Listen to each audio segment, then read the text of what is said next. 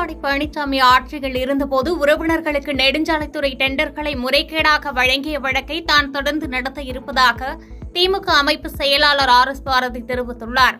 சென்னை தேனாம்பேட்டையில் உள்ள அண்ணா அறிவாலயத்தில் திமுக அமைப்பு செயலாளர் RS பாரதி செய்தியாளர்களை சந்தித்தார்.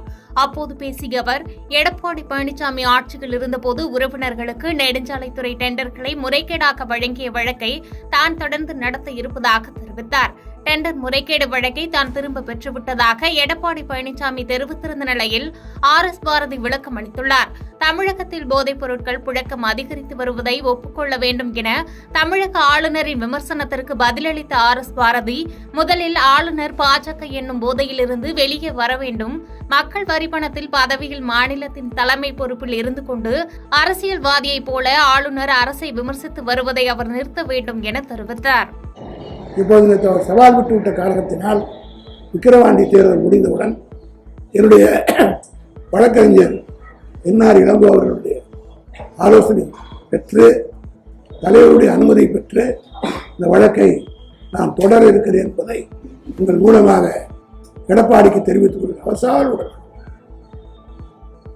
1000 சவால் விடலாம், ஆனால் சட்டத்தின் முன் அவர் தப்பிக்க முடியாது. ஏதோ நேற்றைக்கு சொல்றார், நான் நிரபராதி என்று நிரூபித்து வந்தேன். எங்க நிரபராதி நின்று வந்த உண்டுகளை சாட்சியே விசாரிக்கல, கோர்ட் தள்ளுபடி செஞ்சிருச்சு. ஆனால் அந்த ஆப்ஷன் எனக்கு கொடுத்துட்டாங்க. இப்போ நான் கூண்டிலே சாட்சிகளை ஏற்றுவேன், நீங்கள் குறுக்கு விசாரணை பண்ணுங்கள். எப்படி ஜெயலலிதாவுக்கு கடைசியிலே கிடைத்ததோ அதுபோல நிச்சயமாக எடப்பாடி கிடைக்கும் என்பதை நான் பணிவோடு தெரிவித்துக் கொள்கிறேன். ஆக இப்படி உண்மைகளை அதுக்காக தளபதி MK ஸ்டாலினை எனது முதலமைச்சரை கேவலமாக இது கூட தெரியாத ஒரு முதலமைச்சரா என்று பேசக்கூடிய அளவுக்கு ஒரு எதிர்கட்சி தலைவராக இருக்கிறவர் ஆத்தென்டிக்கா பேசணும், பொய் சொல்லக்கூடாது. அது மட்டும் எனக்கு வயசாயிடுச்சுன்றார். வயசானா அவருக்கு என்ன கவலை? எனக்கு வயசானதை பற்றி கவலைப்படுவீங்க வேண்டியவங்கள வேற. திருமண நிகழ்விற்கு சென்று திரும்பிய வேன் கொடைக்கானல் மலைச்சாலையில் கவிழ்ந்து விபத்துக்குள்ளானதில் வேனில் பயணித்த ஓட்டுநர் உட்பட 21 ஆண்கள் படுகாயமடைந்தனர்.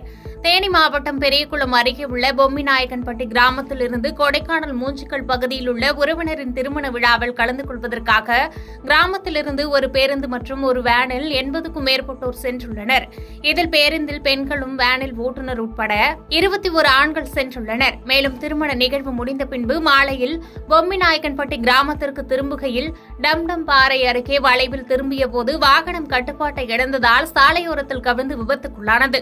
இதனைத் தொடர்ந்து அவ்வழியாக சென்ற வாகன ஓட்டிகள் விபத்தில் காயமடைந்த 21 நபர்களையும் 108 ஆம்புலன்ஸ் மூலம் பெரியகுளம் அரசு மருத்துவமனைக்கு சிகிச்சைக்காக அனுப்பி வைத்தனர். இந்த விபத்தில் பலத்த காயமடைந்த 3 மேல் சிகிச்சைக்காக தேனி அரசு மருத்துவக் கல்லூரி மருத்துவமனையில் அனுமதிக்கப்பட்டுள்ளனர். விபத்து குறித்து தேவதான்பட்டி காவல்துறையினர் வழக்கு பதிவு செய்து விசாரணை நடத்தி வருகின்றனர். வேடச்சந்தூர் அருகே சாலையை கடக்க முயன்ற முதியவர் மீது சப்போட்டா பழங்களை ஏற்றி சென்ற வேன் மோதியதில் முதியவர் படுகாயமடைந்த CCTV காட்சி வெளியாகியுள்ளது. திண்டுக்கல் மாவட்டம் வேடச்சந்தூர் அருகே உள்ள கெண்டைய கவுண்டனூரை சேர்ந்தவர் மாரிமுத்து. இவர் எலக்ட்ரிக்கல் பொருட்கள் பழுது பார்க்கும் தொழில் செய்து வருகிறார்.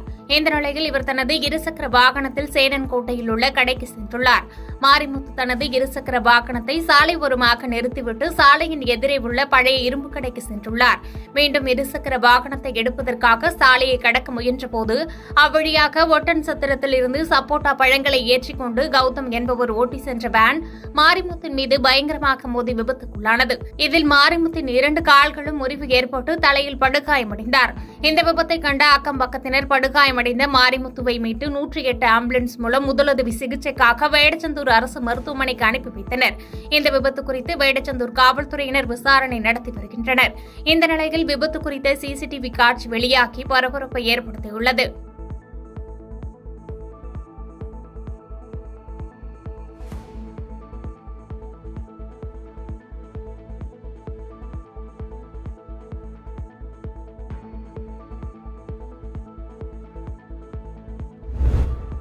சீர்காழியில் சாலையை கடக்க முயன்ற பெண்ணை மாடு முட்டும் CCTV காட்சி சமூக வலைதளங்களில் வைரலாகி வருகிறது.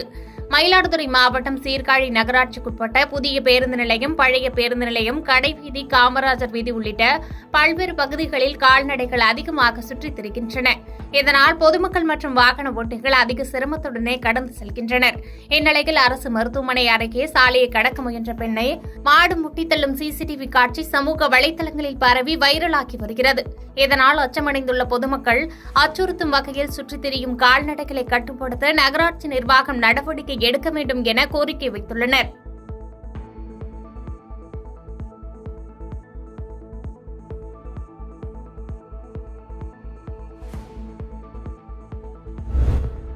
மதுரையில் மாயமான இளம்பெண் வைகை ஆற்று பகுதியில் எரிந்த நிலையில் சடலமாக மீட்கப்பட்ட சம்பவம் பரபரப்பை ஏற்படுத்தியுள்ளது.